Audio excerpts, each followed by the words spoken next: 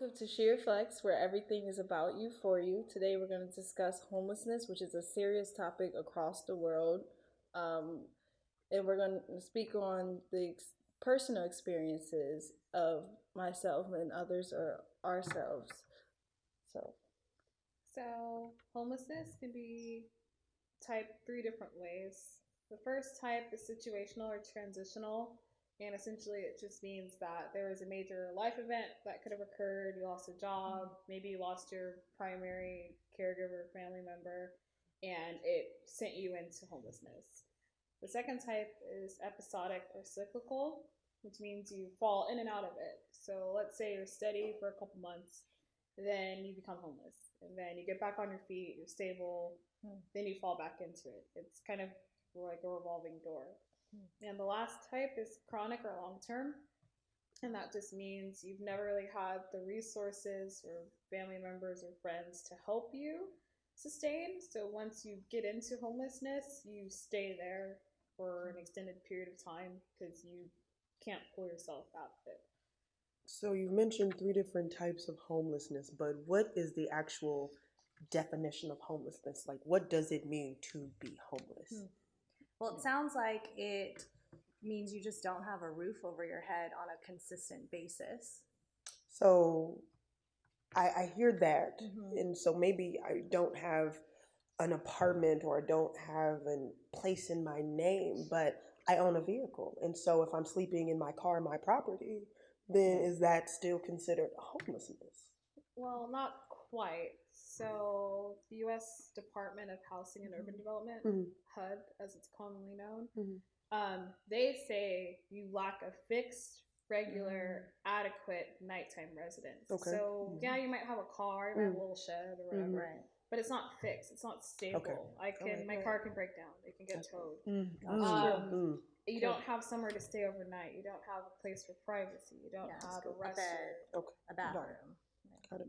Okay. and from experience, since I was 8, I'm 21 now, and since I was 8, I have experienced homelessness, and it was in a car, in a shelter, and you can't even explain the kind of embarrassment that you may go through experiencing it. So for me, once I got older and I realized, well, I, I experienced homelessness so much that I wanted to take care of my family when I got older. That puts me in such a place of giving, to give back. Just be humble, have faith, because you just never know, and it's going to, no matter what, your situation can always turn out better than what it was. Like we came out here to my husband and my daughter, we came out to California, didn't know where we were going to stay. Pretty much we were just like, we want to go to California.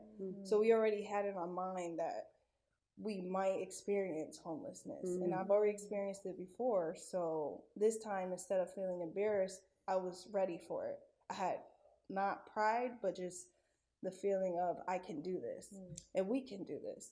So when we came here, it's just crazy because you never know how God works. And when we got here, we get a call that there's a place already for us. That's $500 a month to stay, which in California was like, California, you don't find that. So we experienced that, and then a situation happened where we had to leave quickly out of that situation, and we experienced homelessness again. And we stayed in Airbnbs for like 2 months, and then we found our place to stay. But during that experience, I learned it's not even bad to stay with other people. It's not bad to learn about other cultures, because we did.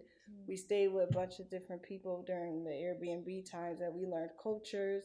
We got to talk to other people, learn what it's like for them to rent out their homes for other people. And so it brought a different light to me and showed me that to stay humble.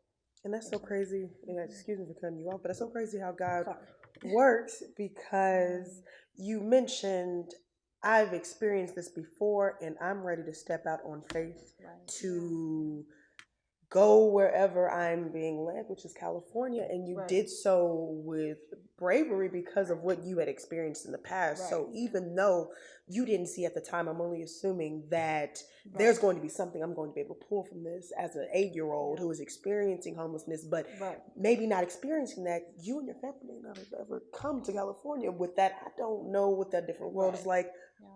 Excuse me, not having that safety net. I'm not doing that. But because that's something you experienced, and not to say it prepared you to experience homelessness again, but it was more so, God, I'm going to trust you. Right, exactly. I love that. Now I had the Lord by my side, so Amen. it was easier to say, okay, with God, I can do anything. That's beautiful. Yeah. That's good. Good.